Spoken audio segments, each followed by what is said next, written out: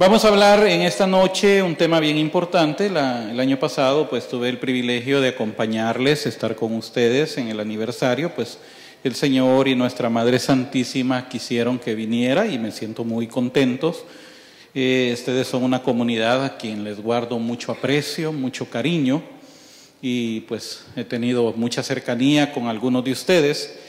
Y este año vamos a hablar, en este momentito, vamos a hablar sobre el culmen de nuestra fe, el máximo culto que nosotros le entregamos a nuestro Señor. Vamos a hablar sobre la misa, vamos a ver algunos principios en base a lo que nos enseña la doctrina y vamos a ver también procurar explicar lo más rápido, porque solo tengo una hora, menos de una hora, explicar las partes de la misa, pero explicar aquellas partes que muchas veces nosotros como fieles no las sabemos, no las entendemos. Y los sacerdotes las hacen, pero por lo general las hacen en secreto, se le llama, son oraciones secretas, pero es porque como hoy hay música en la misa, al principio en la misa no había música, así que todas estas oraciones la gente las escuchaba, hoy no, pues estamos cantando y no entendemos en algunas ocasiones qué es lo que, solo vemos que el sacerdote levanta la hostia y solo vemos que mueve los labios, pero no sabemos qué dice ni qué significa cada parte, así que vamos a procurar hacer esto. Durante la semana también, de miércoles al sábado, vamos a tener una jornada apologética también acá en la Casa de Piedra, donde vamos a estar hablando sobre algunos aspectos de nuestra fe católica, especialmente cuando le vienen a cuestionar a uno, que porque adoran ídolos, que porque adoran al Papa, que porque todas las cosas que le dicen a uno. Así que vamos a estar explicando todos estos detalles para que usted aparte el tiempo a partir del miércoles. Bueno, vamos a hablar acerca de la misa. Hace unas 3 noches yo estaba hablando con unos hermanos en una comunidad en la ciudad de Easton, en Maryland, sobre la misa.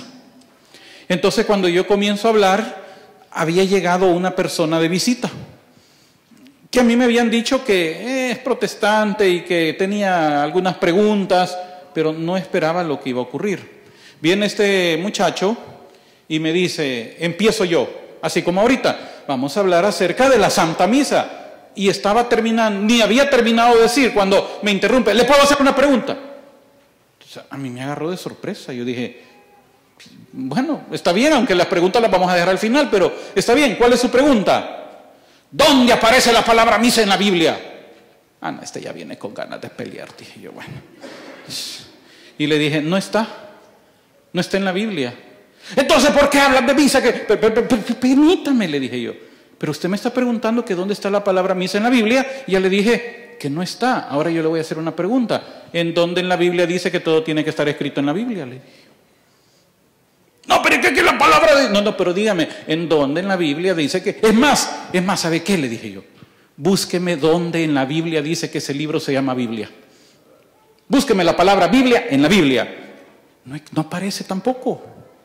La palabra Biblia no aparece en la Biblia. Entonces, ¿por qué le llaman Biblia si no aparece en la Biblia? No dice ningún versículo, este libro se llama Biblia. El único lugar donde aparece la palabra Biblia es en la portada que dice Santa Biblia. Pero no aparece en la Biblia.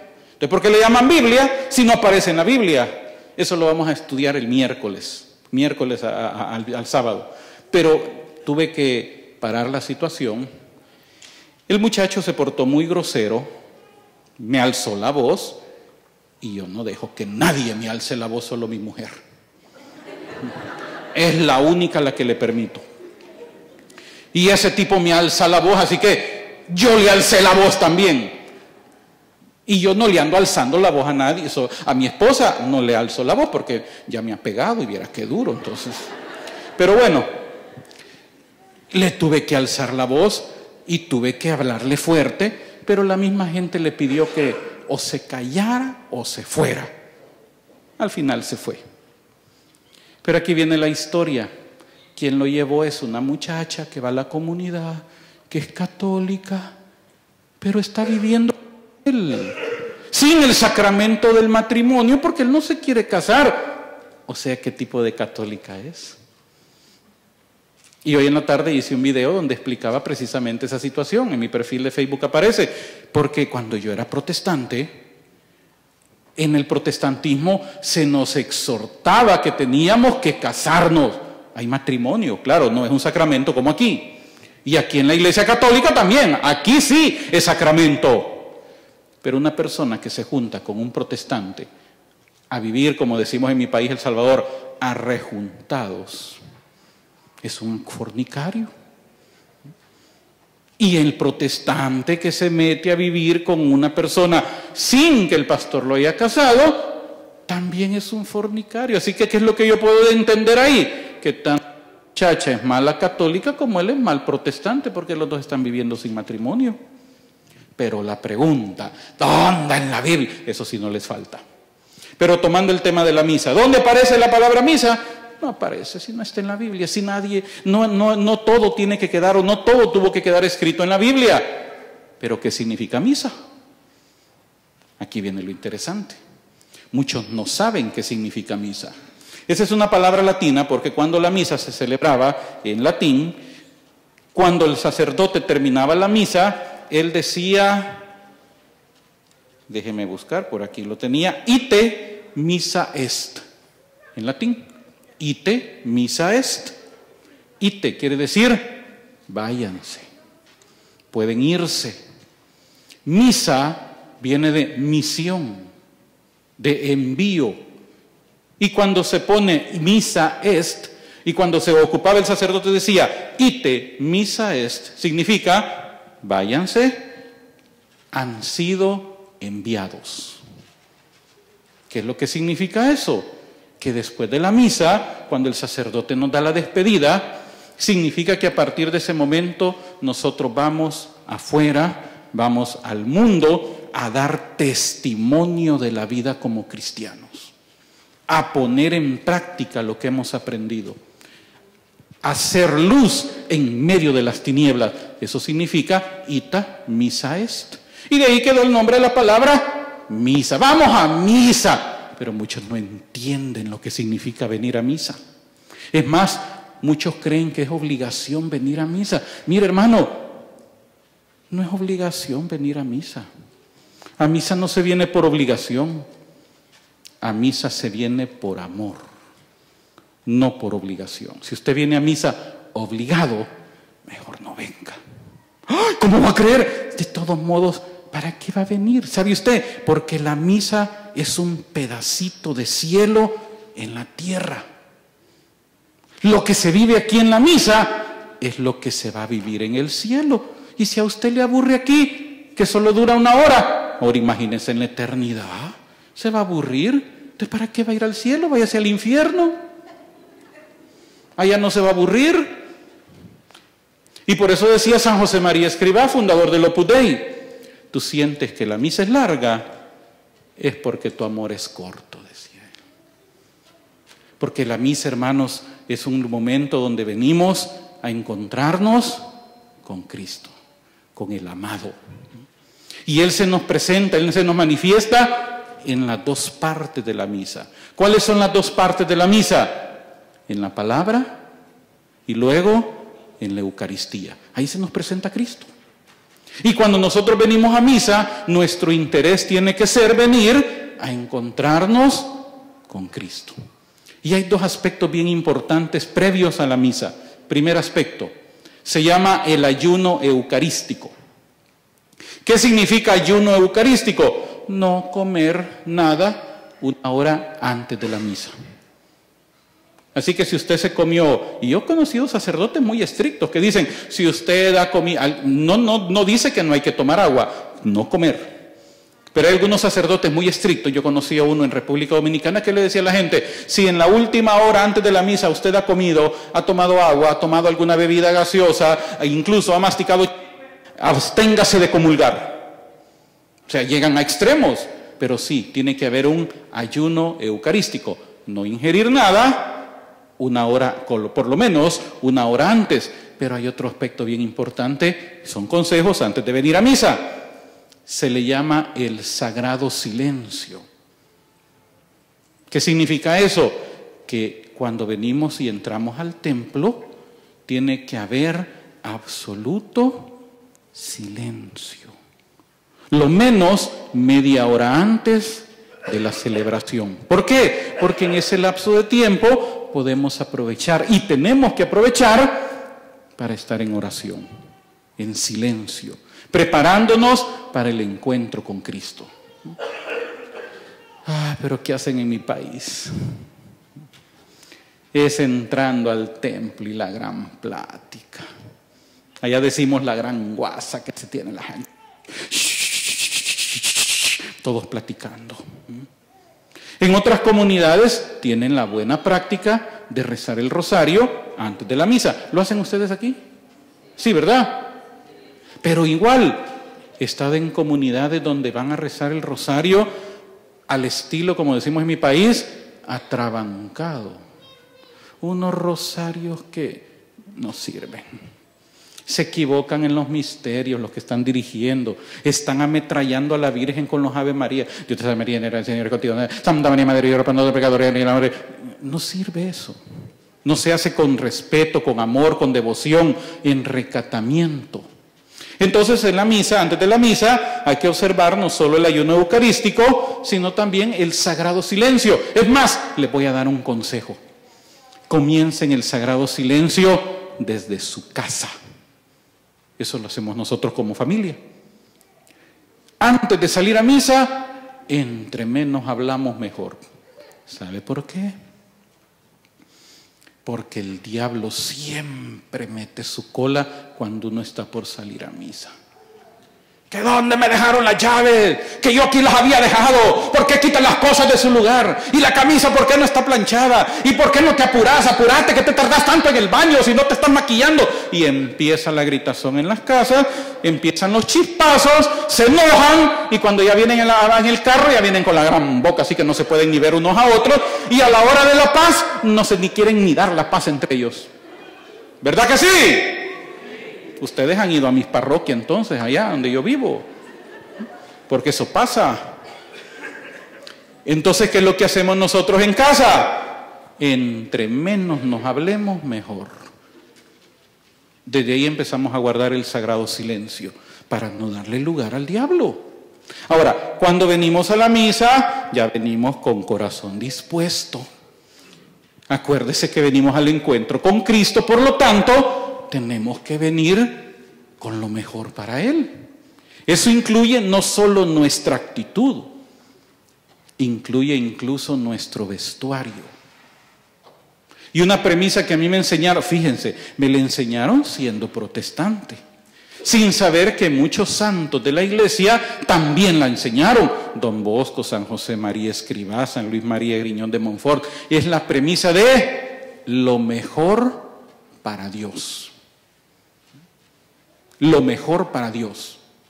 Y si vamos a venir a un encuentro con Cristo, incluso nuestro vestuario tiene que ser lo mejor. Yo he estado en unas parroquias donde llegan en shorts y con sandalias los hombres, como que a la playa han ido y pasan a comulgar en esa facha. Está bien, vaya al mole en esa facha, pero a Cristo, al encuentro con Cristo, venga bien vestido. Las mujeres, especialmente cuando son los sacramentos, matrimonio más que todo, mire, llegan con unos pedacitos de tela que yo digo, quizás no les alcanzó para comprarse la yarda completa. Hubieran visto cómo conseguían, solo compraron media yarda, que ni les quedan los vestidos. Y ahí vienen y todavía pasan a leer. Cuidado, hermano, lo mejor para Dios. ¿Qué es lo que nos enseña el catecismo con respecto a la misa? Numeral 1345 en adelante. Desde el siglo II, oiga, o sea que esto viene desde el inicio de la iglesia. La iglesia nace en el año 30, Pentecostés. Durante ese siglo, hasta el año 100, se pusieron los fundamentos de la iglesia. Lo vamos a ver en la semana de apologética.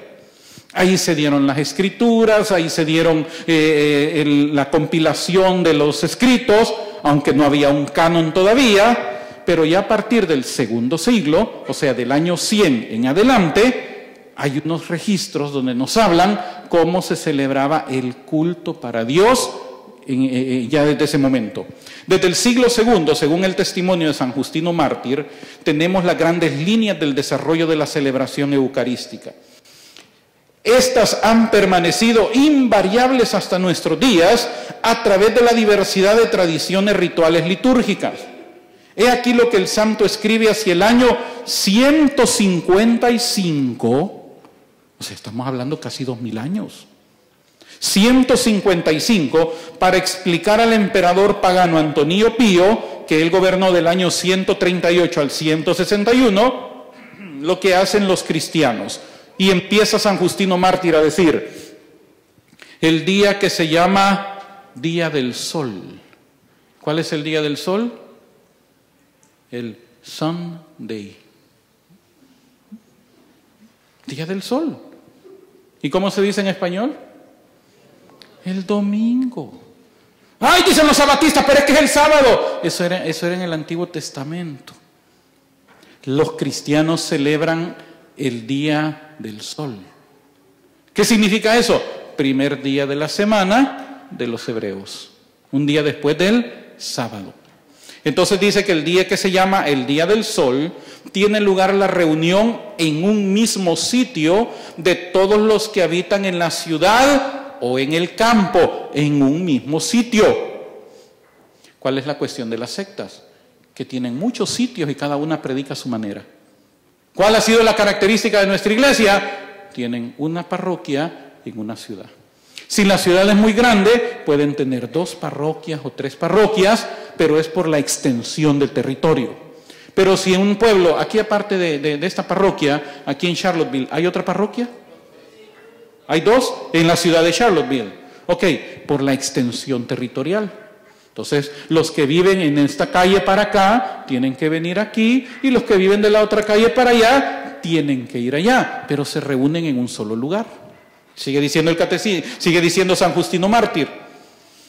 Primero se leen las memorias de los apóstoles y los escritos de los profetas, tanto tiempo como es posible. Antes no andaban con que 1 hora duraba, ay, pobrecito el cura que se pase de 1 hora. No, allá era tanto el tiempo como sea posible. Leían hasta 3, 4, 5 capítulos de los profetas, leían tal vez la carta completa a los Corintios, leían todo lo que se pudiera. No andaban con precisión que ya se pasó, ya mucho. No, mejor no vayamos ahí porque el padre Jaime mucho se tarda, vámonos donde el otro, que el otro rapidito nos saca. Tanto tiempo como es posible, dice San Justino Mártir. Cuando el lector ha terminado, el que preside, el presbítero, el que preside, toma la palabra para incitar y exhortar a la imitación de tan bellas cosas. En las parroquias, en donde hay diácono, pues están los lectores, luego el diácono es el que lee el Evangelio, y luego el que preside, en este caso el presbítero, es el que da la homilía. Entonces el que preside toma la palabra para incitar y exhortar a la imitación de tan bellas cosas. Luego nos levantamos todos juntos y oramos por nosotros y por todos los demás donde quiera que estén, a fin de que seamos hallados justos en nuestra vida y nuestras acciones, y seamos fieles a los mandamientos para alcanzar así la salvación eterna. Aquí tenemos otro problema nosotros.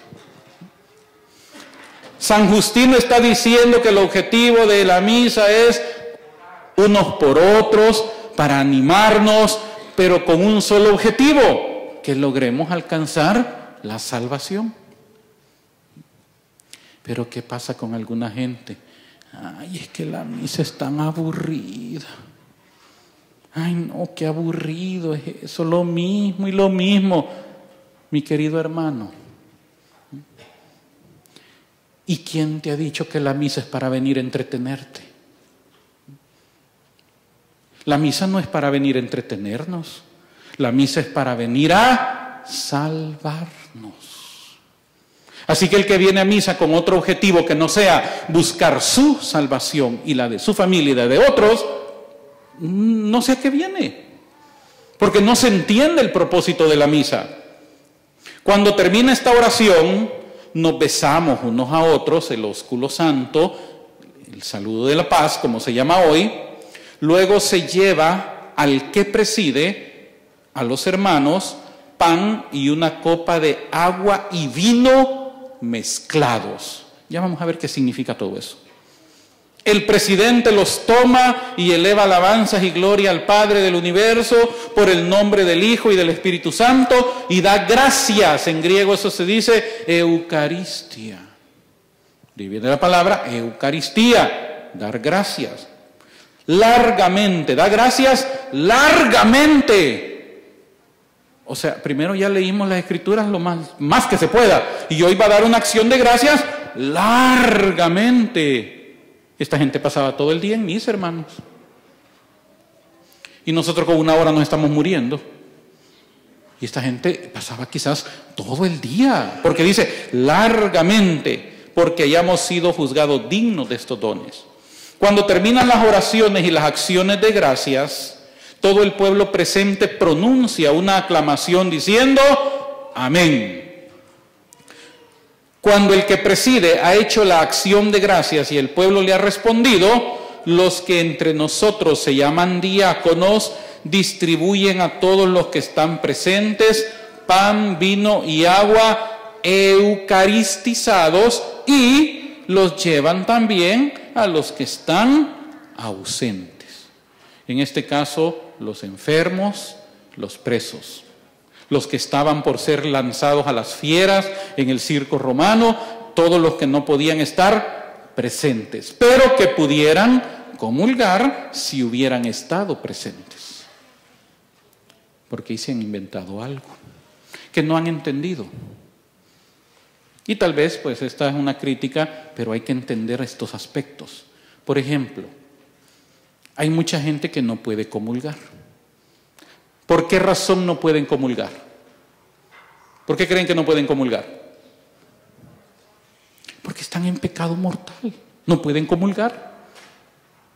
Pero han malinterpretado algo que se diseñó, una oración que se diseñó para el tiempo ya cuando comienzan los medios de comunicación. Cuando ya se empiezan a transmitir las misas por radio o por televisión y alguien está en su cama postrado porque no puede ir a misa, pero está en gracia de Dios, entonces se hace una pausa y dice, y para aquellos que no pueden recibir a Jesús sacramentalmente, lo pueden recibir espiritualmente. Pero la oración dice, no pudiendo recibirte sacramentalmente, te recibo espiritualmente. ¿Por qué? Porque no estoy presente, pero si estuviera presente, sí lo recibiera sacramentalmente. Pero no hay comunión, y esto es fuerte, esto es grave, no hay comunión con Cristo cuando se vive en pecado mortal, no hay. El que vive en estado de pecado mortal vive declaradamente, abiertamente, enemistad con Dios, es enemigo de Dios. Entonces no puede haber comunión. Es lo que dice San Pablo. No hay comunión entre la luz y las tinieblas, entre Cristo y Belial. No hay, no existe, no puede haber de ninguna manera. Por eso es que el que está en pecado mortal no puede recibir ningún tipo de comunión con Cristo hasta que no confiese su pecado mortal y se aparte. Así que si alguien está en esa situación, allá está el Padre. Porque lo grave es esto. El catecismo dice en el numeral 1035 que los que mueren en ese estado, en estado de pecado mortal, descienden inmediatamente al infierno, donde no van a salir. Si a usted le han dicho de que no, pues vamos a hacer un novenario, vamos a rezar 9 rosarios para que la Virgen lo saque del infierno, no es cierto, lo han engañado. No enseña eso la doctrina católica. El que entra al infierno nunca saldrá de ahí, nunca. Es eterno. Un lugar de tormento, de dolor, de odio. Ahí se van a acordar cuando venían a misa obligados. Y van a sentir tanto odio contra ustedes mismos por haber rechazado la Santa Misa. Ahí van a sentir odio por haber vivido en pecado mortal y van a sentir odio por aquel que los indujo a vivir en pecado mortal. Y van a sentir odio, dolor, rechinar de dientes. Por eso es que la misa es para salvarnos. Por eso es que nuestra actitud para venir a misa tiene que ser buscar mi salvación. Y eso es lo que dice Jesús: el que come mi carne y bebe mi sangre tiene vida. El que no come mi carne y no bebe mi sangre, no tiene. Ay, pero iba a misa todos los días. Tú no comulgabas. Sí, pero escuchaba. Pero yo creía en Dios. También los demonios creen y tiemblan. Así que ya saben cuál es el objetivo. Sigue diciendo el catecismo. Cuando terminan las oraciones y las acciones de gracias, todo el pueblo presente pronuncia una aclamación diciendo amén. Cuando el que preside ha hecho la acción de gracias y el pueblo le ha respondido, los que nosotros se llaman diáconos, bueno, ya lo leímos. Numeral 1346. La liturgia de la Eucaristía se desarrolla conforme a una estructura fundamental que se ha conservado a través de los siglos hasta nosotros. Comprende dos grandes momentos que forman una unidad básica. Primero, la reunión, la liturgia de la palabra, con las lecturas, la homilía y la oración universal. Ahí termina la primera parte. Por muchos siglos, los candidatos al bautismo, cuando terminaba este momento de la oración universal, tenían que abandonar. Ahí donde el sacerdote les decía, pues misa esta, váyanse. Y solo se quedaba con los bautizados. Para la segunda parte, ya después se modificó eso y permitieron que los tecúmenos se quedaran a recibir, a escuchar todo, pero sin poder participar de la Eucaristía hasta que recibieran el bautismo. Luego la segunda parte, que es la liturgia eucarística, con la presentación del pan y del vino, la acción de gracias consecratoria de consagración y la comunión. Liturgia de la palabra y liturgia eucarística constituyen juntas un solo acto de culto. En efecto, la mesa preparada para nosotros en la Eucaristía es a la vez la de la palabra de Dios y la del cuerpo del Señor. He aquí, dice el numeral 1347, el dinamismo del banquete pascual de Jesús resucitado con sus discípulos. En el camino les explicaba las Escrituras. Luego, sentándose a la mesa con ellos, tomó el pan, pronunció la bendición, lo partió y se lo dio. Fíjense que esos discípulos de Emaús vivieron una de las primeras misas después de la resurrección de Cristo. Primero escucharon de Jesús la palabra, la explicación, y luego se sentaron en la mesa a comer. Y cuando Él parte el pan, ahí reconocieron que era Él desaparece, pero se queda presente en el pan. Esa fue la primera misa, si queremos hablarlo así. Primera misa después de la resurrección. Y eso es lo que encontramos aquí, hermanos. Cuando venimos, nos venimos a encontrar con Cristo. Escuchamos su palabra. Escuchamos la explicación de su palabra. Por eso, desde que nosotros venimos a misa, tenemos que estar sentaditos y atentos. Ya es tiempo que nos quitemos la manía que tienen en algunos lugares de que es empezando la homilía, empieza el desfile de gente para el baño y entran y salen, especialmente mujeres con niños, y empiezan a salir y entrar. Los jóvenes también aprovechan para irse a dar su vueltecita por allá, y si andan de noviecito, pues aprovechan también que allá afuera no hay nadie, y empieza la salidera de jóvenes y de mujeres y de niños. Cuidado con eso. Entonces no están entendiendo a lo que han venido. Están delante de Cristo. Entonces agarran esto como, ¿por qué hay que ir? Porque somos católicos, porque la abuela era católica y nos dijo que siempre fuéramos a misa, pero no entienden a lo que vienen. Numeral 1300, está duro esto, ¿verdad? Pero que Dios nos ayude. Yo creo que no me vuelven a invitar después de esto. Bueno, numeral 1348, todos se reúnen. Los cristianos acuden a un mismo lugar para la asamblea eucarística. A su cabeza está Cristo mismo, que es el actor principal de la Eucaristía. Es el sumo sacerdote de la nueva alianza. Él mismo es quien preside invisiblemente toda celebración eucarística. Por eso el sacerdote utiliza esas vestiduras. Porque en el momento que él empieza a vestirse, él empieza a revestirse de Cristo.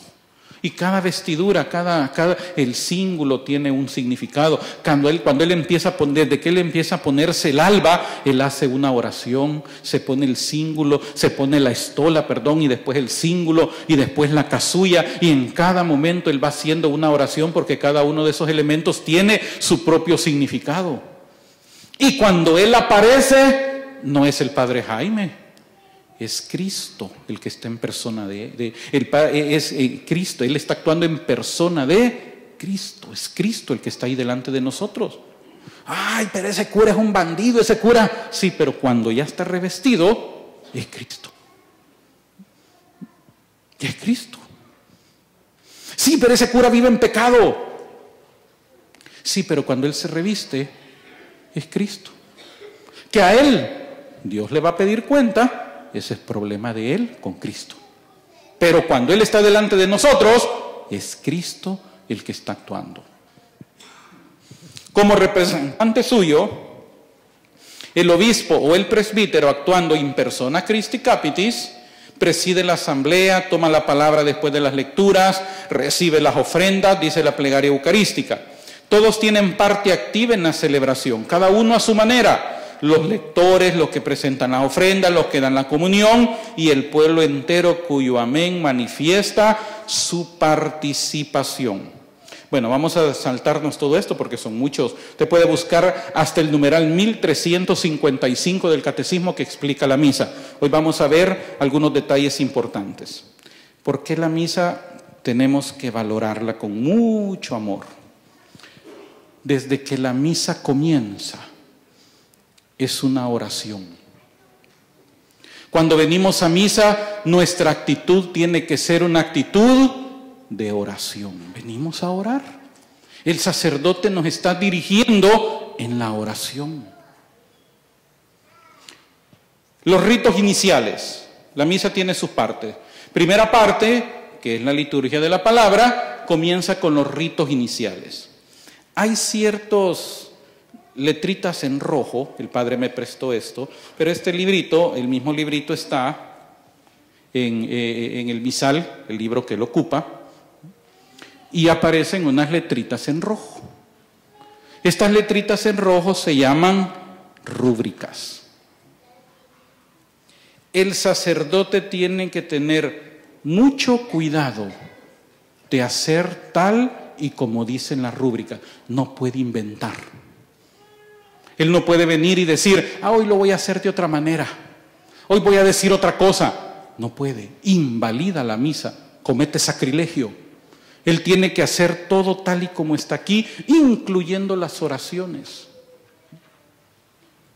No puede saltarse partes, no puede decirlo de otra manera. Yo decía antes, bueno, pero si este sacerdote tiene tantos años celebrando, ¿y por qué no se la...? Pero ya, mejor yo que acabo de venir a la iglesia me lo puedo de memoria todo lo que está diciendo, pero él tiene que estarlo leyendo como que no se lo pudiera de memoria. Él se lo puede poner muy bien de memoria, pero el mismo misal romano le obliga a él a leerlo tal y como está. Aunque se lo pueda de memoria, tiene que leerlo. Por eso siempre va a tener el misal enfrente, el leccionario, ahí lo va a tener. Entonces comienzan los ritos iniciales. ¿Qué es lo que nos dice la rúbrica? Las letritas en rojo. Reunido el pueblo, el sacerdote con los ministros va al altar mientras entona el canto de entrada. Es empezando, en algunas parroquias se tiene la costumbre de sonar la campanita como una indicación que en ese momento nos ponemos de pie. Si hay procesión de entrada, pues entra el sacerdote junto con los que están con él, con los ministros, entran los monaguillos, acólitos con la cruz, con las velas, entran los lectores, entran los ministros, entra el sacerdote por último. Se hace la procesión de entrada. Cuando llega al altar, el sacerdote con los ministros hace la debida reverencia, besa el altar y si juzga oportuno lo inciensa. Después se dirige con los ministros a la sede. ¿Cuál es la sede? ¿Cuál es la sede? Es la silla, aquella donde está, allá, es esa sillita. Y si se fija, está más alta que los demás. ¿Sabe qué significa? Porque ahí se sienta el que preside. Es un indicador de que ahí se sienta el que está presidiendo. Se dirige a la sede, terminando el canto de entrada, el sacerdote y los fieles de pie se santiguan. Ahora, aquí comienza la misa, propiamente. Y la misa comienza invocando el nombre de la Trinidad. ¿Qué es lo que hacemos en ese momento? En el nombre del Padre, dice el sacerdote, y del Hijo y del Espíritu Santo. Y el pueblo responde, amén. Ahí ya tenemos ya nuestra primera participación. Luego, el sacerdote, extendiendo las manos, saluda al pueblo con una de las fórmulas siguientes. Ay, déjeme ver cuántas fórmulas. 6 fórmulas para tiempo ordinario. Hay fórmulas para tiempo de Adviento, fórmulas para tiempo de Cuaresma. Entonces el sacerdote ocupa cualquiera de estas fórmulas. La más común es, el Señor esté con ustedes. Y nosotros respondemos, ¿y con qué? Y con tú. Ay, ¿cómo le vas a hablar de tú? La liturgia dice que sí. Así es.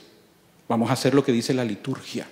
Y en la liturgia nosotros respondemos, y con tu espíritu. Luego el sacerdote pues da algún saludo, alguna situación, alguna pues bienvenida, pero luego viene la otra parte. El sacerdote, el diácono u otro ministro idóneo puede hacer una monición muy breve para introducir la misa del día, o cuando hay monitores, hacen una monición. En algunos casos la monición al inicio, antes de la procesión de entrada, pero bueno, después de todo eso viene el acto penitencial. A continuación se hace el acto penitencial con alguno de los siguientes formularios, y hay también una cantidad de actos penitenciales, son varias páginas de actos penitenciales. El más común, hermanos, para celebrar dignamente estos sagrados misterios, reconozcamos nuestros pecados. Entonces, como dijimos que la misa es una oración, nosotros ya que empezamos a orar también, ¿qué hacemos? Agachamos la cabecita, cerramos los ojos y le pedimos perdón a Dios por nuestros pecados, y el sacerdote nos va a dar en ese momento una absolución, pero es una absolución para pecados veniales. Una mentirita que no era pecado mortal, un mal pensamiento que usted ya reconoció, un enojo, cualquier situación, pecado venial. No funciona para los que están en pecado mortal. Para eso solo funciona la confesión sacramental. Y apúrese antes que se va a ir el Padre, porque usted no sabe si va a amanecer mañana. Una vez termina, se hace ese momento de silencio, entonces ahora venimos, se hace una pausa en silencio, después hacen todos la común confesión de sus pecados. Y todos, aunque el sacerdote diga, comience, yo confieso ante Dios, usted no va a empezar, ante Dios todo, no, desde el comienzo. Yo confieso ante Dios Todopoderoso. Esa es una de las fórmulas. Otra fórmula es, ten misericordia, Señor, ten misericordia de nosotros, dice el sacerdote, y nosotros respondemos, porque hemos pecado contra ti. Muéstranos, Señor, tu misericordia y danos tu salvación. Ahora, el sacerdote, en ese momento, hace una efusión especial. Él junta, si se fija, en ese momento él junta, o él levanta sus manos. Él está invocando, en ese momento, al levantar sus manos, está haciendo una efusión. Hace 3. La primera es cuando da la absolución. Cuando él dice, el Señor tenga misericordia de nosotros, perdone nuestros pecados y nos lleve a la vida eterna. Y nosotros respondemos, amén. Él hizo esa efusión del Espíritu sobre nosotros, nuestros pecados veniales quedaron perdonados. Hay gente que dice, hoy no voy a comulgar porque me enojé con este hombre. No, ahí en ese acto, ahí pide perdón. Hoy no voy a comulgar porque ando enojado. No, ahí hace la confesión de ese pecado venial y en ese momento el sacerdote da la absolución, usted ya puede pasar a comulgar. Después de que se ha hecho ese rito, ese momento de esa absolución, ahora viene el sacerdote, después de ese momento, y ya se empieza a cantar o se empieza a decir, el Señor, ten piedad. Ahí venimos nosotros y empezamos, Señor, ten piedad, Cristo, ten piedad, Señor, ten piedad. Cuando es día domingo, se entona el Gloria. Cuando es solemnidad, se entona el Gloria. Cuando es Cuaresma, no se entona el Gloria. Y cuando es Adviento también, ¿verdad? O en Adviento se canta el Gloria. ¿Quiénes son los de liturgia aquí? Les estoy haciendo un examen. Cuando, yo no sé por qué, pero cuando yo doy estas enseñanzas, no hay ni catequistas, ni de liturgia, no hay nadie, no vienen. Si es día domingo o solemnidad, siempre y cuando el tiempo litúrgico no lo prohíba, se entona el Gloria. Una vez se termina el Gloria, aquí viene ya la oración colecta. ¿Qué es la oración colecta? De acuerdo al tiempo litúrgico, el sacerdote hace una oración. Por ejemplo, ahorita estamos en tiempo ordinario. Mañana, ¿qué domingo es? ¿Qué número? Tercer domingo de tiempo ordinario. Entonces, mañana tiene su propia oración colecta. ¿Y cuál es la oración colecta de la tercera semana del tiempo ordinario? Dice, el sacerdote levanta sus manos y dice, Dios Todopoderoso y Eterno, dirige nuestros pasos de manera que podamos agradarte en todo y así merezcamos en nombre de tu Hijo amado abundar en toda clase de buenas obras. Por nuestro Señor Jesucristo, tu Hijo, la fórmula para terminar. Esa es la oración colecta. Oración. ¿Qué significa eso? Que Él está orando. Y al estar orando Él, ¿qué estamos haciendo nosotros? Orando. Ay, pero como estamos viendo para otro lado, ¿no? Pensando que, ay, si apenas lleva 5 minutos esto, Dios mío, faltan 55 minutos para que termine. Híjole, ¿cómo irá el partido ahorita? ¿Irán ganando? ¿No irán ganando? Es que, ¿por qué tenían que poner el partido a la hora de la misa? Hombre, ¿qué más? En lugar de estar orando. Termina el momento de la oración, ahora viene propiamente la liturgia de la palabra. ¿Qué es lo que hace el sacerdote? El sacerdote se sienta, el lector va al ambón, lee la primera lectura que todos escuchan, sentados, escuchan. El lector tiene que ser alguien que sepa leer, para que la gente escuche bien. Porque yo ya he estado en misas en donde el que ponen a leer no sabe leer. Un día estaban leyendo del libro de Apocalipsis y el Señor recibió el poder. El texto dice el poder, el dominio y el reino por los siglos de los siglos. Poder, dominio y reino. Pero el que leyó no leyó dominio, sino que dijo, y el Señor recibió el poder, el demonio y el reino. Cambió dominio por demonio. No podía leer. Y la gente que no lee la Biblia tampoco dice, ay, al Señor se le dio el demonio también. Si es que estaba poniendo atención. Por eso es que el lector tiene que saber lo que va a hacer, leer bien, estudiar bien antes de pasar a leer. Todo tiene un momento, la reverencia ante el altar, luego pasar, lectura bien pronunciado, lectura de mañana, vamos a ver cuál es la lectura de mañana del profeta, lectura del libro del profeta Jonás. En aquellos días el Señor volvió a hablar a Jonás y lo lee. Y cuando termina, hace una pequeña pausa y dice, palabra de Dios. Y nosotros respondemos, te alabamos, Señor. Pero hay algunos que llegan así, miren. Lectura del profeta Jonás. En aquellos días el Señor volvió a hablar a Jonás Y le dijo, levántate y vete a Nínive, la gran capital, para que me el mensaje que te voy a indicar. Se levantó Jonás y se fue a Nínive como le había mandado el Señor. Nínive era una ciudad enorme, gracias falta 3 días para recorrerla. Jonás caminó durante un día, pero andando entre 40 días. Palabra de Dios. No, hombre, si cuesta, mientras que a uno le cuesta el Spanish, ya que le lean de esa manera, no las hace, pues. Uno sale como en el arca de Noé. Le pasa a uno eso. Ustedes se acuerdan del arca de Noé, ¿verdad? ¿Quiénes entraron al arca junto con Noé y su familia? ¿Quiénes? Los animales. Y después del diluvio, después de los días que estuvieron flotando hasta que se secó, ¿quiénes salieron del arca aparte de Noé y su familia? ¿Evolucionaron? ¿Cambiaron?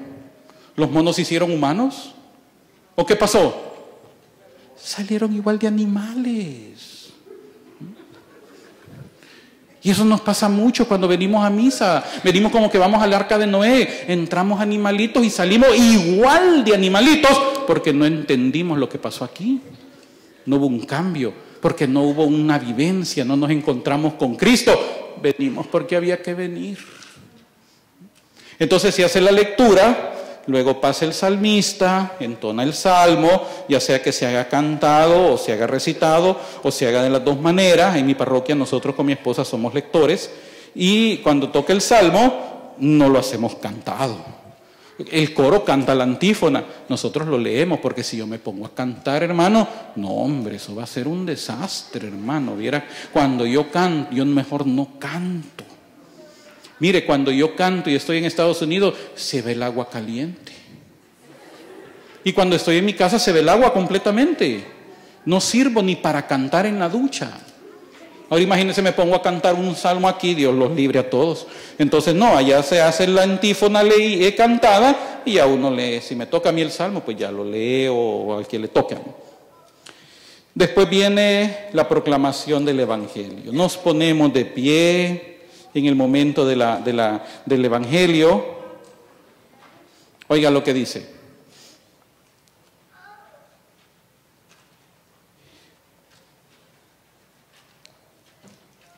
Sigue el aleluya o en tiempo de Cuaresma el canto antes del Evangelio.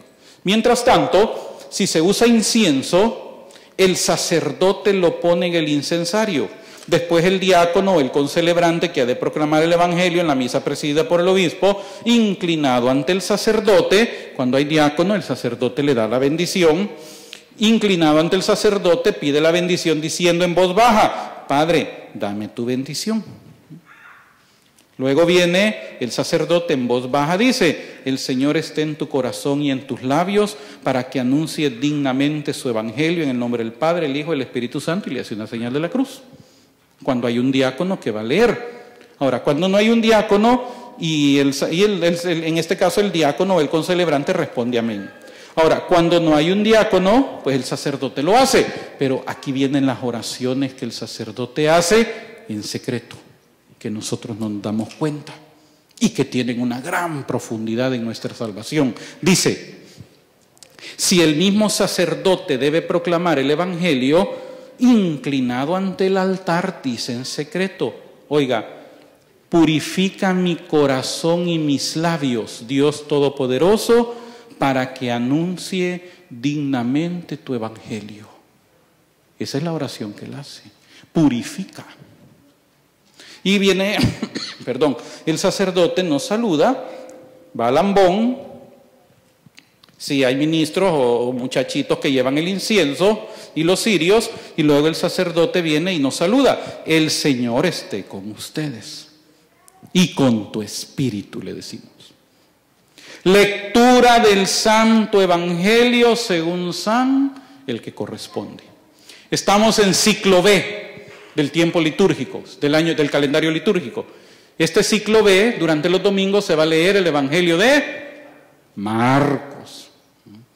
En el ciclo A se lee Mateo. Y en el ciclo C se va a leer Lucas. Entonces ahorita estamos en el ciclo B. Todo el año vamos a leer durante el tiempo ordinario el Evangelio de Marcos. Entonces va a decir el sacerdote: lectura del Santo Evangelio según San Marcos. Y mientras tanto hace la señal de la cruz sobre el libro y sobre su frente, labios y pecho. ¿Qué es lo que hacemos nosotros? Inmediatamente a la par del sacerdote, hacemos la señal de la cruz sobre nuestra frente, nuestros labios y nuestro pecho.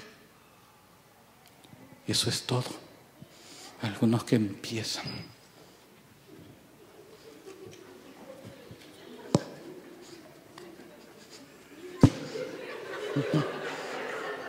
Porque yo los he visto. Y hacen un montón de malabares. No. Frente, que significa, Señor, pon tus palabras en mi mente. Labios, pon tu palabra en mi boca. Pecho, pon tu palabra en mi corazón. Nada más. No necesitas estar haciendo, no. Frente, labios, pecho. Y después de eso, aquí viene otra cosa bien importante. Oiga.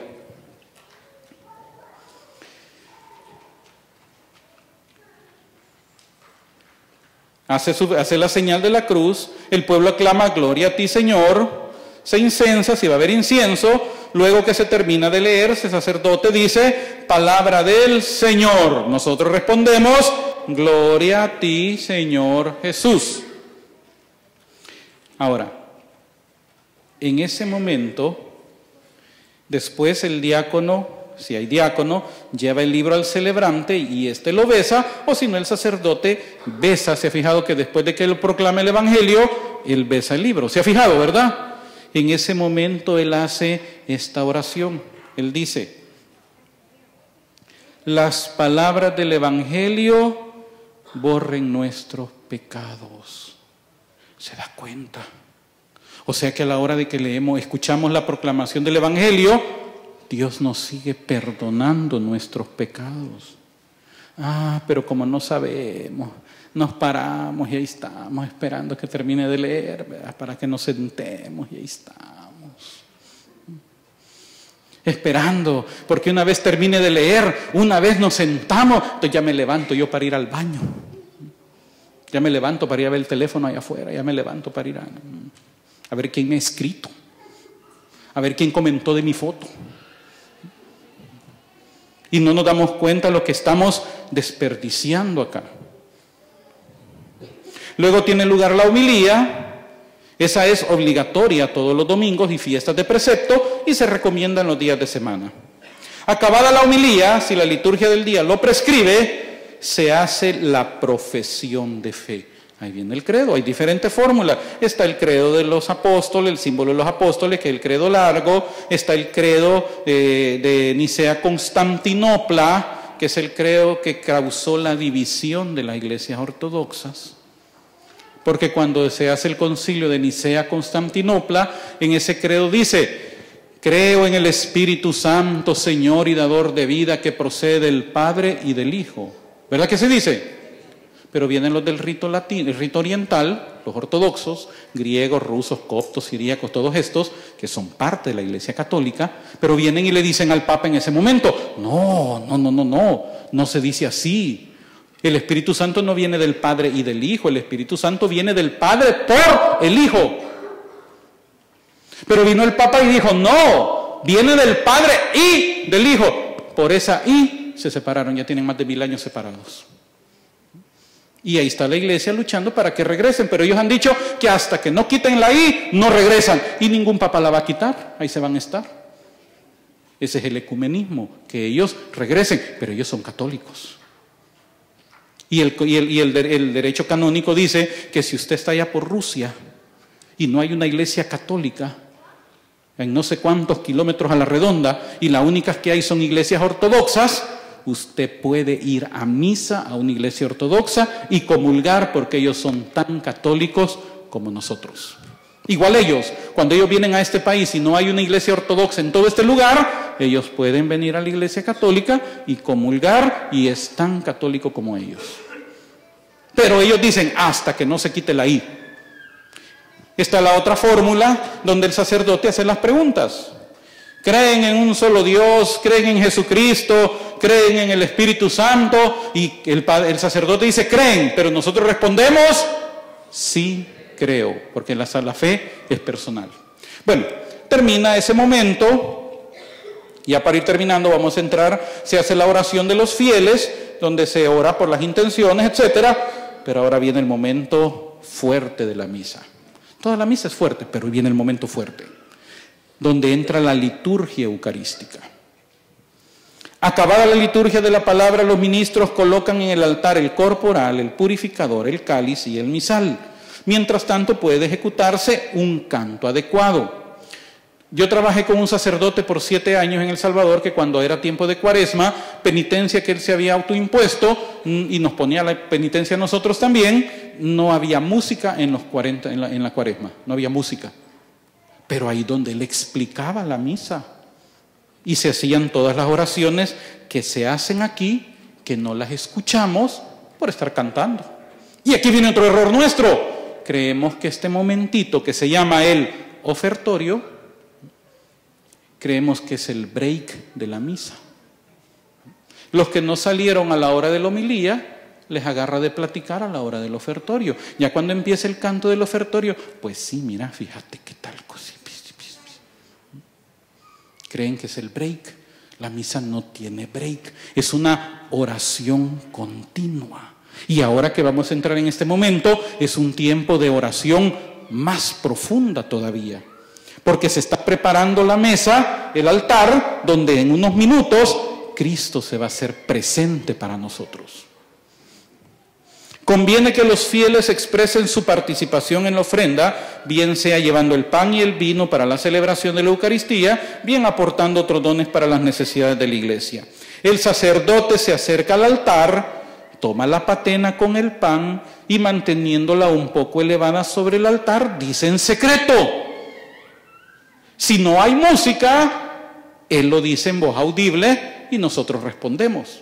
Pues la mayoría del tiempo hay música, pero él hace esta oración, él levanta la patena y él dice: bendito seas, Señor Dios del universo, por este pan, fruto de la tierra y del trabajo del hombre que recibimos de tu generosidad. Y ahora te presentamos, él será para nosotros pan de vida. Si nosotros escucháramos eso, tendríamos que responder: bendito seas por siempre, Señor. Luego viene, coloca, echa un poco de vino, toma la copa, el cáliz, echa vino y un poco de agua en el cáliz. ¿Para qué es el agua en el vino? Es para que no sienta tanto el sabor a vino, sino que hace su mezclita ahí, ¿verdad? Para que vaya ahí mezcladito, agua con vino y se sienta más rico. No. Tiene un significado muy profundo. Toma el vino y al vino le echa un poquito de agua. No le echa mitad agua, mitad vino, no, un poquito. Pero él hace esta oración. Oiga, el agua unida al vino sea signo de nuestra participación en la vida divina de quien ha querido compartir nuestra condición humana. Cuando el sacerdote echa ese poquito de agua en el vino, él está diciendo y está haciendo esta oración que así como Cristo, el agua somos nosotros, el vino es Él. Así como Él se hizo hombre, así nosotros podamos convertirnos ¿en qué? ¿En qué? Así como Él es Dios y se hizo hombre, nosotros podamos convertirnos en... Esto no es herejía, es doctrina, lo que pasa es que no se nos enseña. Nos podamos convertir en Dios. ¿Cómo es eso? Pues sí, eso es lo que dice la palabra de Dios. Nosotros hemos sido llamados para compartir también su gloria. No, pero Él no comparte su gloria. Jesús mismo lo dijo. La gloria que yo les he dado, dijo Jesús, la gloria que tú me diste, yo se las he dado a ellos. Y el objetivo, y eso lo dice claramente San Pablo, nosotros estamos esperando ser revestidos de la gloria de Cristo. Entonces vamos a ser dioses. Hay que tener cuidado con eso también, porque no como los mormones dicen que vamos a llegar a ser Dios, no, pero vamos a ser partícipes de la naturaleza divina. Vamos a ser glorificados. Por eso dice San Juan en su carta, que el que tiene esta esperanza, dice, se purifica a sí mismo como Él es puro, porque tiene la esperanza de un día compartir su divinidad. Ahí lo dice claramente San Pablo. Sepa que ustedes no leen la Biblia. Por eso vuelvo a leer la oración. El agua unida al vino sea signo de nuestra participación en la vida divina de quien ha querido compartir nuestra condición humana. Se da cuenta la gran dignidad que los seres humanos tenemos. Por eso es que el diablo nos quiere tener en la ignorancia, para que todo el tiempo estemos viendo para el suelo y no veamos para arriba. No veamos a las cosas de arriba, como dice San Pablo, sino que estemos viendo las cosas de la tierra para tenernos sometidos. Por eso es que dice San Juan, un día seremos semejantes a Él, porque lo veremos a Él tal y como Él es, dice San Juan en su carta, primera carta. Y el que tiene esa esperanza se purifica a sí mismo, como Él es puro. Seremos semejantes a Él. ¿Sabía usted eso, hermano? No, y no leen la Biblia, que lo van a andar sabiendo. Luego viene el sacerdote, toma la copa y dice: bendito sea, Señor Dios del universo, por este vino, fruto de la vida y del trabajo del hombre, que recibimos de tu generosidad. Y ahora te presentamos, Él será para nosotros bebida de salvación. Y respondemos: bendito seas por siempre, Señor. Por eso es que cuando comemos el pan y bebemos el cáliz, estamos teniendo salvación. Por eso es que el que no come ni bebe no tiene salvación. ¿Se da cuenta qué grave es esto? Luego viene el Señor, el sacerdote, se inclina, dice en secreto: acepta, Señor, nuestro corazón contrito y nuestro espíritu humilde, y que este sea hoy nuestro sacrificio y que sea agradable en tu presencia, Señor Dios nuestro. Luego viene el sacerdote, se lava las manos y hace esta oración: lava del todo mi delito, Señor, limpia mi pecado. Terminado eso, se para frente a nosotros y dice: oren, hermanos. Estamos orando, pero hoy vamos a orar más fuerte. Oren, hermanos, para que este sacrificio mío y de ustedes sea agradable a Dios Padre Todopoderoso. Y respondemos: que el Señor reciba de tus manos este sacrificio para alabanza y gloria de su nombre, para nuestro bien y de toda su santa iglesia. Luego hace la oración por las ofrendas y entra la plegaria eucarística. Hay varias plegarias eucarísticas. Bueno, empieza la plegaria eucarística con el prefacio: el Señor esté con ustedes y con tu espíritu. Levantemos el corazón. Desde el momento que el sacerdote antes dice oremos, ya nos paramos. Algunos tienen la costumbre que cuando el sacerdote dice levantemos el corazón, creen que ahí es la hora de levantarse, porque dice levantemos el corazón, se levantan. Ya antes se ha levantado uno. Luego dice: demos gracias al Señor, es justo y necesario. Y luego da el prefacio. Hay prefacios de Adviento, hay prefacios de tiempo ordinario, hay prefacios dominicales, prefacios de Cuaresma, prefacios de Pascua, prefacios de difunto, prefacios de la Virgen. Son una cantidad de prefacios. ¿Pero qué son los prefacios? Oraciones. Veamos algún prefacio por aquí del tiempo que estamos ahorita, tiempo ordinario. Dominical, tiempo ordinario.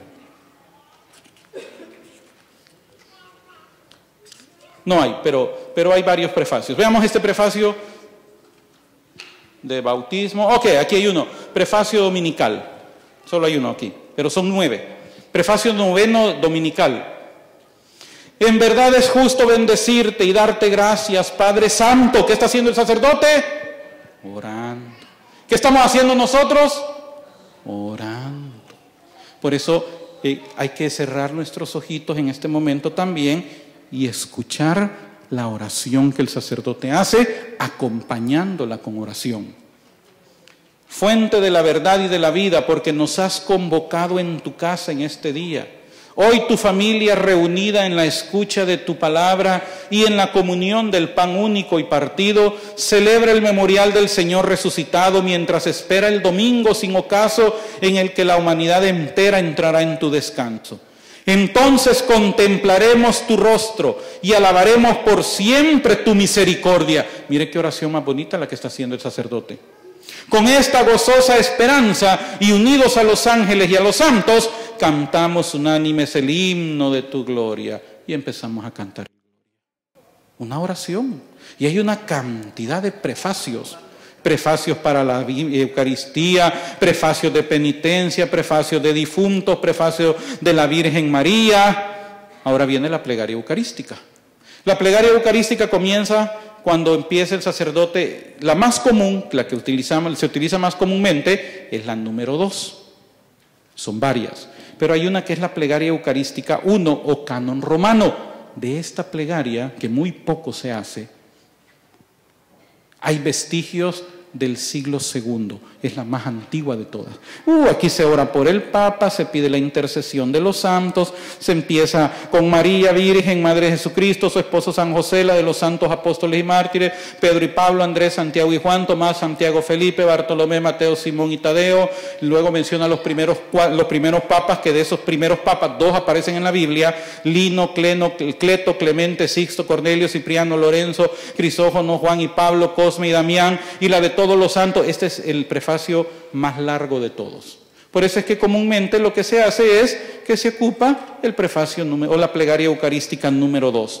Vamos a ver esa rápido. Es la más corta. Después del santo dice el sacerdote: Santo eres en verdad, Señor, fuente de toda santidad. Tiene las manos extendidas. Pero en ese momento las junta y dice, en ese momento que las junta, es cuando nos ponemos de rodillas. Uno no se pone de rodillas cuando Él dice, santo eres en verdad. No, hay que esperar que Él junte sus manos. En ese momento que Él junta sus manos, ahí mismo nos ponemos de rodillas. Y hay que ponerse de rodillas. Es parte de la liturgia.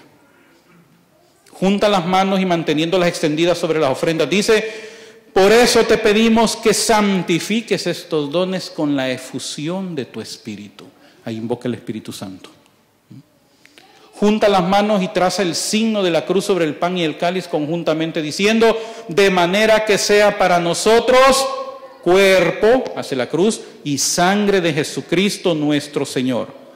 Junta las manos y en las fórmulas que siguen las palabras del Señor han de pronunciarse con claridad como lo requiere la naturaleza de esta. ¿Qué significa eso? Que Él tiene que decirlo tal como está aquí. Él no puede poner otras cosas. Ya les voy a contar lo que viví una vez. Él dice, el cual, cuando iba a ser entregado a su pasión voluntariamente aceptada, toma el pan y sosteniéndolo un poco elevado sobre el altar prosigue. Tomó pan dándote gracias, lo partió y Él tiene que estarlo leyendo tal y como está aquí. Es parte de la obligación de Él. Por eso yo decía, ¿y que no se lo puede de memoria? ¿Cómo no? Pero tiene que leerlo.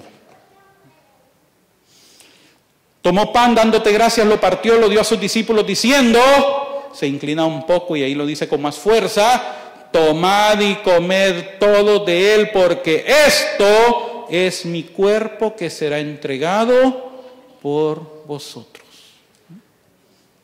¿Qué hace el sacerdote? Lo levanta. Invocó al Espíritu Santo, utilizó las palabras de Cristo. ¿Qué ocurre en ese momento?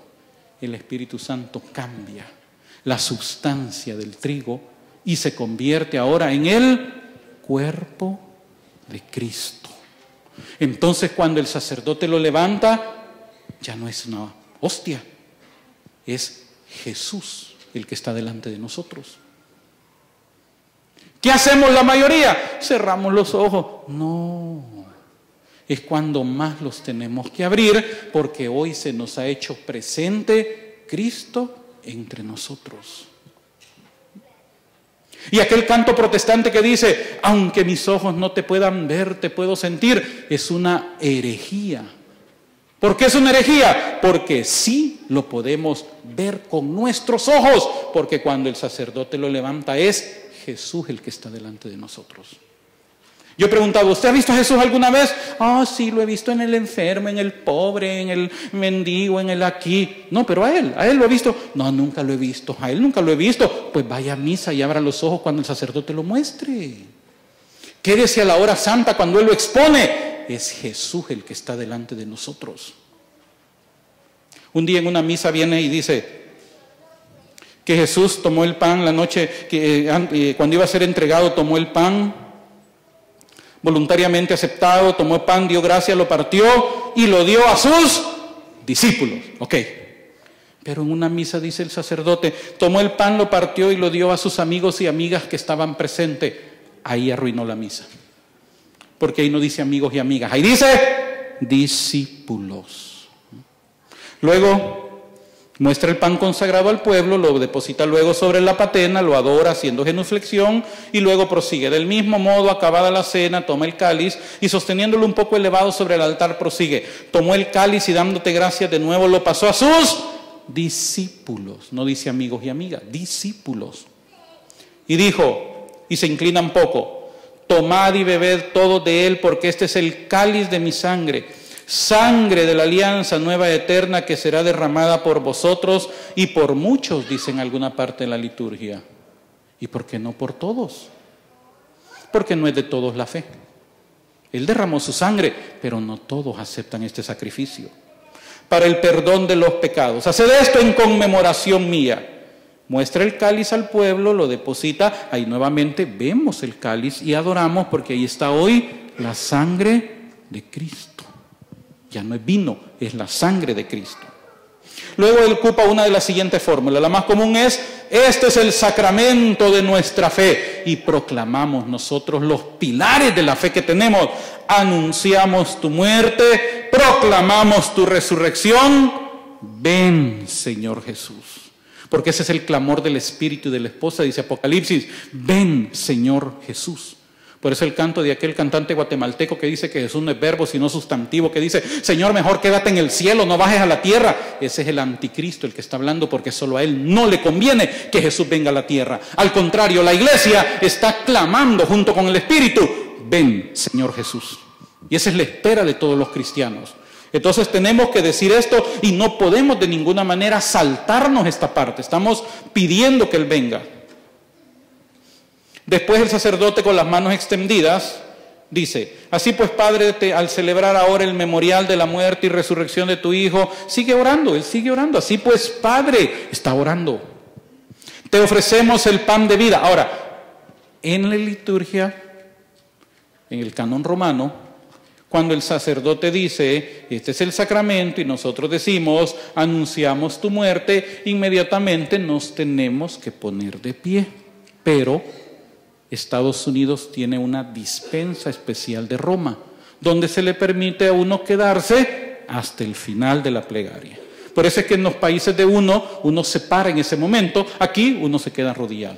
Pero es una dispensa especial que tiene este país. Así pues, Padre, al celebrar ahora el memorial de la muerte y resurrección de tu Hijo, te ofrecemos el pan de vida y el cáliz de salvación y te damos gracias porque nos haces dignos de servirte en tu presencia. Te pedimos humildemente que el Espíritu Santo congregue en la unidad a cuantos participamos del cuerpo y sangre de Cristo. ¿Aquí entran las asambleas de Dios donde yo estuve? No.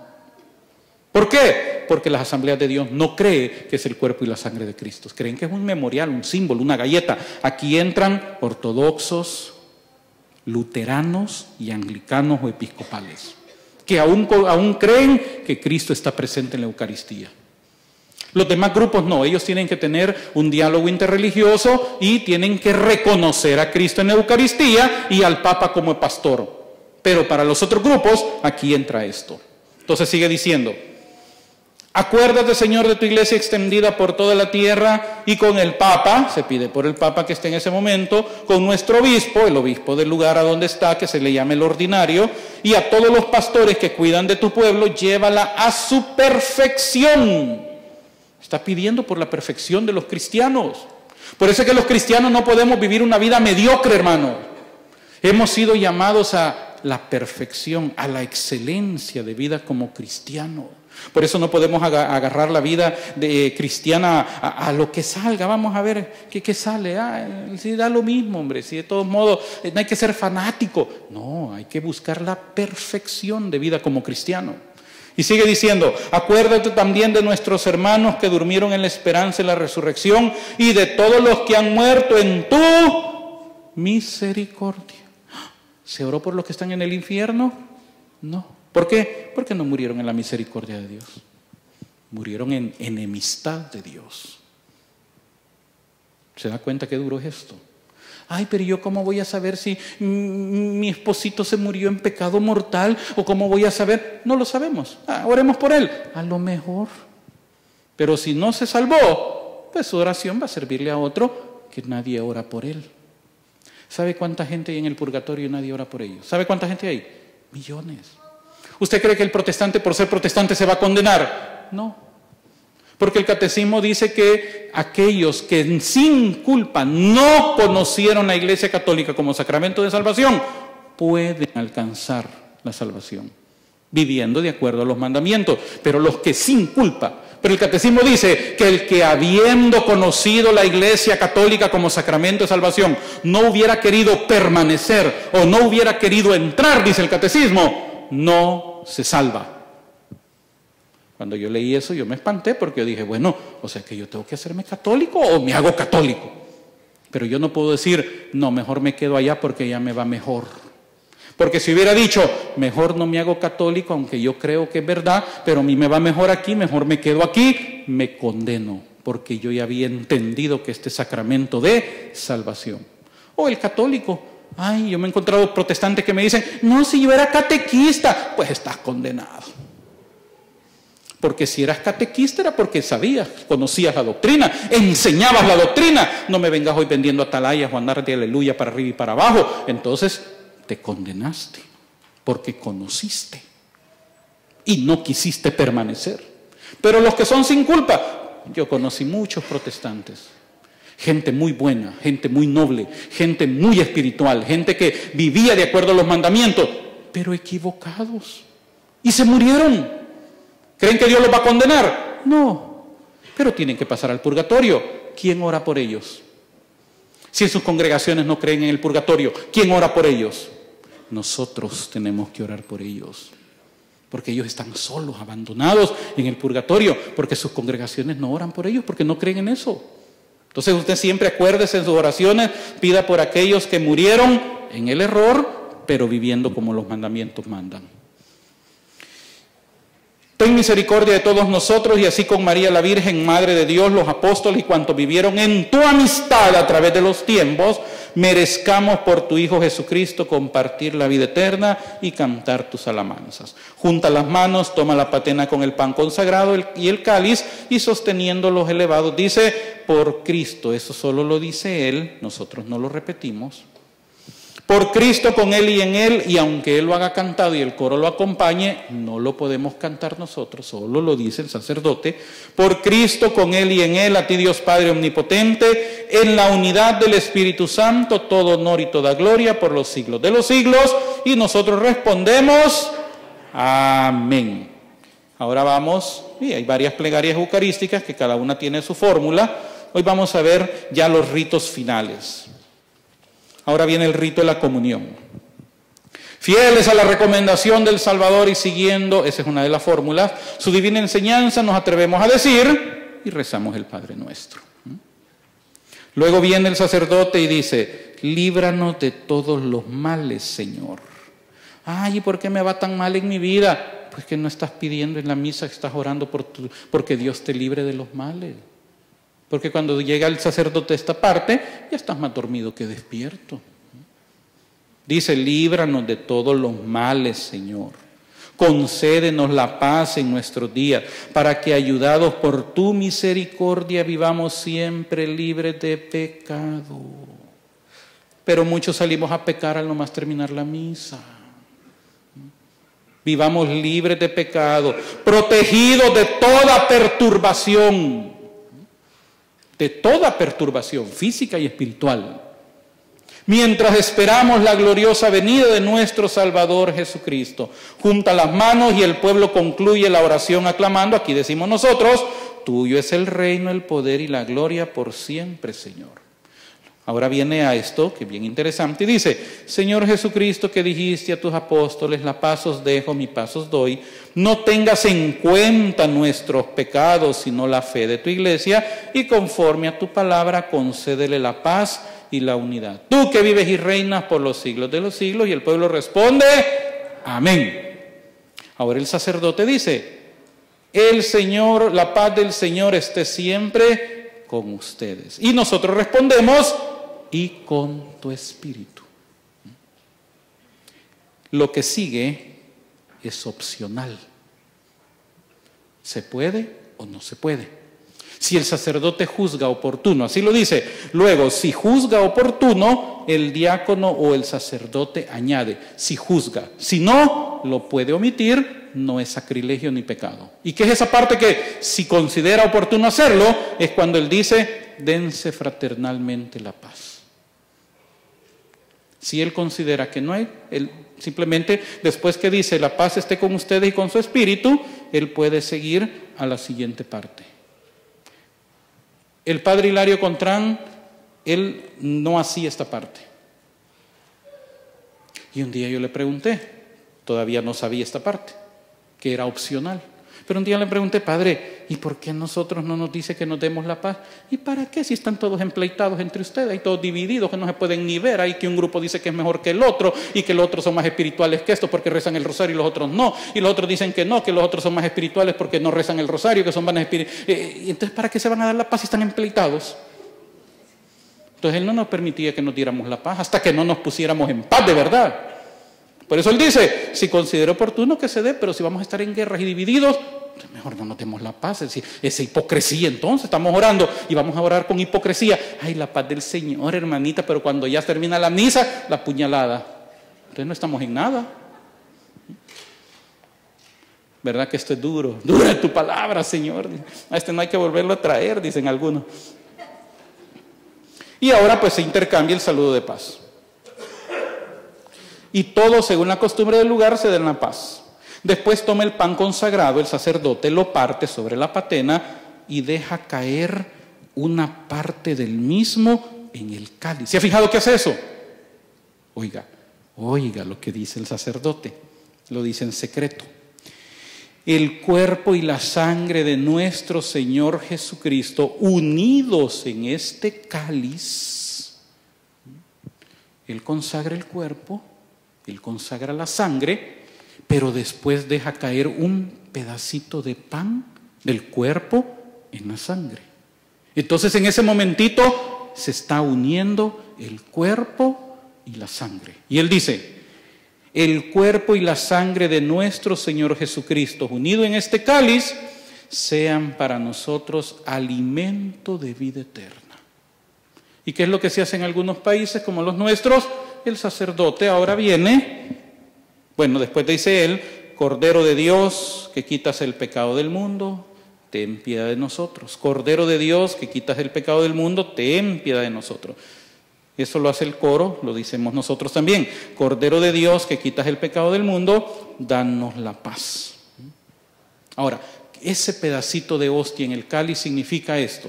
En nuestros países el sacerdote comulga y luego toma el cáliz, pero a la hora de la comunión nos dan ¿qué? ¿Nos dan las dos especies? No, solo nos dan la hostia. Y dicen, pero ¿y por qué no les dan también del vino? Porque ya en ese pedacito va unido el cuerpo y la sangre. Entonces, si comulgamos solo con la hostia, recibimos cuerpo, sangre, alma y divinidad. Y si se acaban las hostias y solo queda vino, recibimos cuerpo, sangre, alma y divinidad. Se unen las dos en ese momentito. Por eso es que en muchos países no dan la sangre, solo el cuerpo. Pero ahí va la sangre también, ya están unidos. A continuación el sacerdote con las manos juntas dice en secreto, Señor Jesucristo, Hijo de Dios vivo, que por voluntad del Padre, cooperando el Espíritu Santo, diste con tu muerte la vida al mundo, líbrame por la recepción de tu cuerpo y de tu sangre de todas mis culpas y de todo mal. Concédeme cumplir siempre tus mandamientos y jamás permitas que me separe de ti. Señor Jesucristo, la comunión de tu cuerpo y de tu sangre no sea para mí un motivo de juicio y condenación, sino que por tu piedad me aproveche para defensa de alma y cuerpo y como remedio saludable. Las oraciones que él hace antes de que él comulgue. Luego dice, este es el Cordero de Dios que quita el pecado del mundo. Ahora lo enseña cuerpo y sangre juntos. Y nosotros decimos, Señor, ¿no soy qué? Pero yo he escuchado monitoras que dicen, Señor, no soy digna de que recuerde la monitora que no está monitoreando solo para mujeres.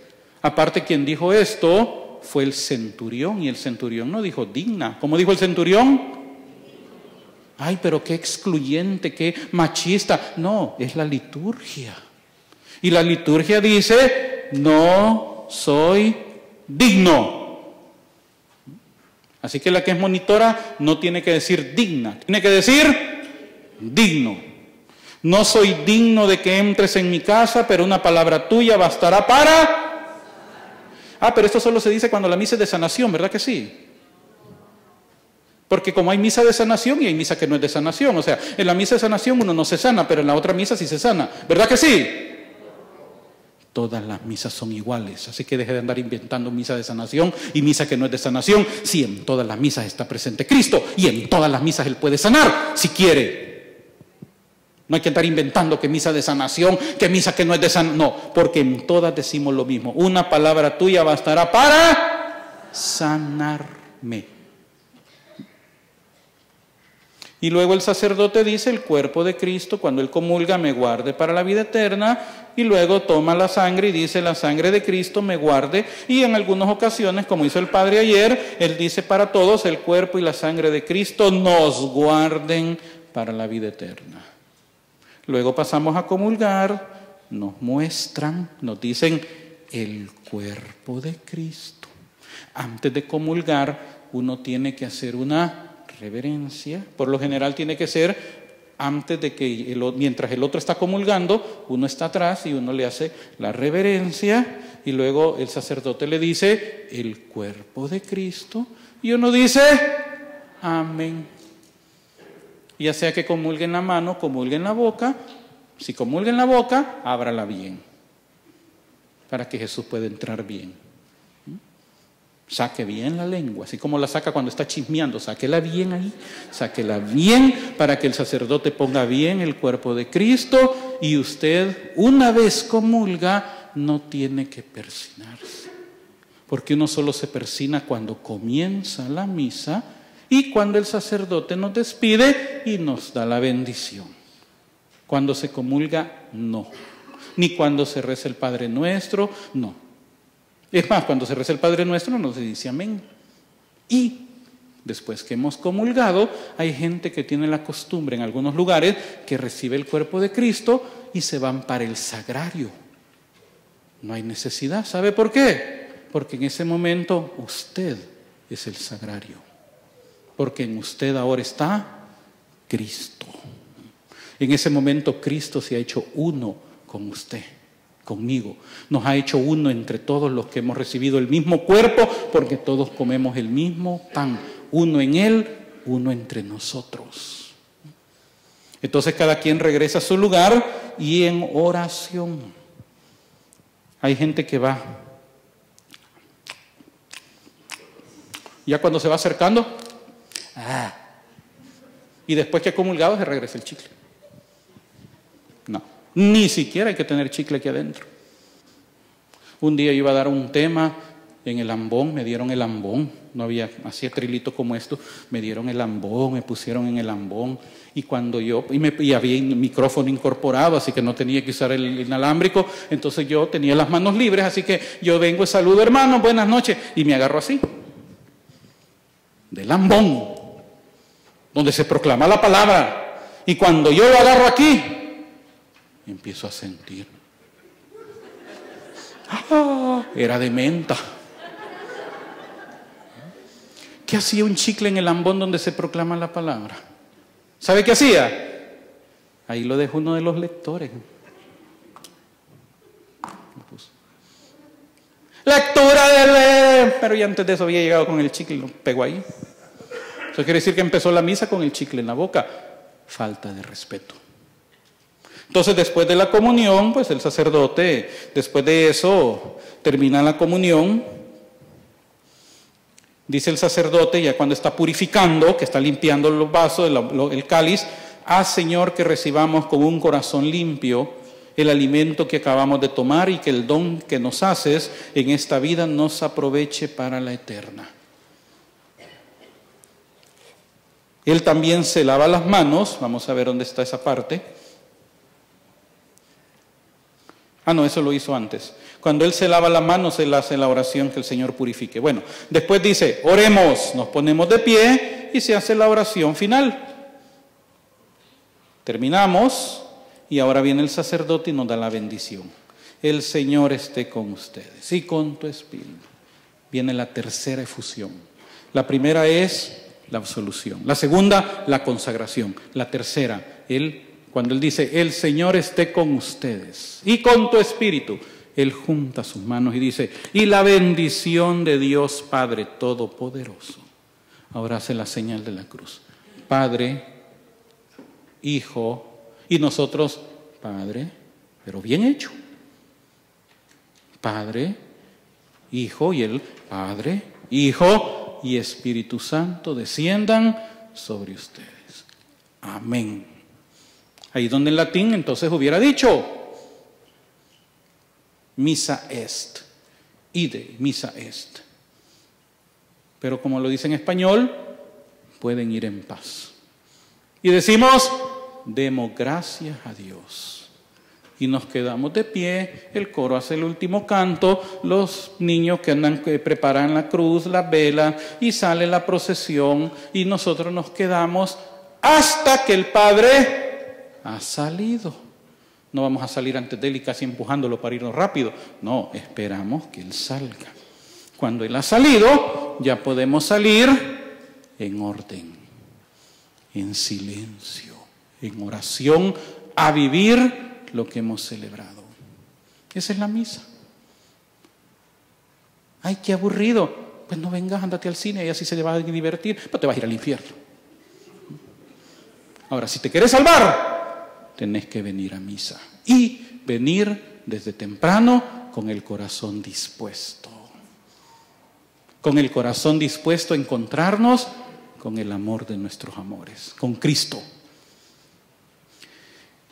Cuando yo descubro todo esto siendo protestante, ¿sabe qué dije? No, hombre, ya no, yo tengo que estar aquí. Yo disfruto cada misa. Y yo le doy gracias a Dios que tuvo misericordia de mí, de mi familia, y por eso disfrutamos la misa. Y participamos en la misa. Porque no hay nada más grande en esta vida, hermanos, que venir a misa. No hay otra cosa. Podemos rezar el rosario, podemos hacer asambleas, podemos hacer esto, pero absolutamente nada sustituye la misa. Así que mis queridos hermanos legionarios, parte de los requisitos para ser legionario es de venir a misa. Y si se va a meter en serio, tiene que venir a misa todos los días. Algo así dice el manual, ¿verdad? Medio lo he leído. Tiene que venir a misa todos los días. No por obligación, sino porque hay que aprovechar cada momento para encontrarnos con nuestro Señor. Amén. En el nombre del Padre, del Hijo y del Espíritu Santo. Gracias te damos, Señor, por este momento que hemos reflexionado, por la paciencia de mis hermanos, Señor. Y te pedimos que nos ayudes para entender y valorar más este santo sacrificio, donde tú te nos haces presente. Sacrificio incruento, como le llama la doctrina, donde te ofreces nuevamente por nosotros, actualizas, renuevas el sacrificio que hiciste por nosotros en la cruz. Gracias te damos, Señor, porque nos alimentas con tu cuerpo, con tu sangre. Gracias, Señor, porque te haces presente y te podemos adorar. El cielo baja a la tierra en ese momento, Señor, y nos haces participar de un ratito del cielo, Señor, preparándonos cuando estemos por toda la eternidad en esa cena de las bodas del Cordero, donde tú vas a celebrar, tú mismo vas a celebrar, donde vamos a poder estar contigo por toda la eternidad. Ayúdanos a amar esta misa, Señor, la Santa Misa. Ayúdanos a amar este culto divino, Señor. Ayúdanos a venir desde que salimos, antes de que salgamos de nuestra casa, anhelando este encuentro contigo, Señor. Y que cuando vengamos ya con ese corazón ardiendo de amor por verte, Señor, por escucharte, cuando nos hablas, cuando nos explicas las Escrituras y cuando luego nos partes el pan para poder tener acceso a esa vida eterna que tú tienes preparado para nosotros. Ayúdanos a amar la misa, a valorar la misa, que toda nuestra vida gire alrededor de este encuentro del cielo con la tierra, de este encuentro tuyo con nosotros. Cuando tú te hiciste humano para que nosotros compartamos tu naturaleza divina.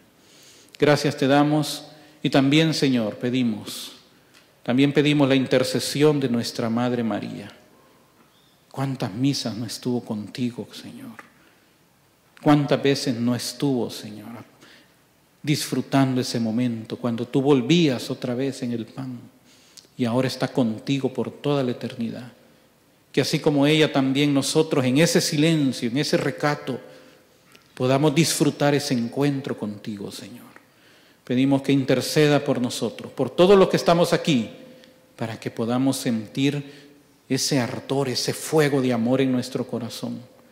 Y que cada vez que vengamos aquí a este encuentro contigo, su intercesión nos ayude para que nuestro corazón estalle de amor al encontrarnos contigo. Gracias te damos, Señor, por estar con nosotros y quedarte entre nosotros y vivir en nosotros. Por Jesucristo nuestro Señor. Amén. Dios te salve María, llena eres de gracia, el Señor es contigo. Bendita eres entre todas las mujeres y bendito es el fruto de tu vientre, Jesús. Santa María, Madre de Dios, ruega por nosotros pecadores, ahora y en la hora de nuestra muerte. Amén. Gloria al Padre, y al Hijo, y al Espíritu Santo, como era en el principio, ahora y siempre, por los siglos de los siglos. Amén. En el nombre del Padre, del Hijo y del Espíritu Santo. Amén. Muchas gracias, hermanos.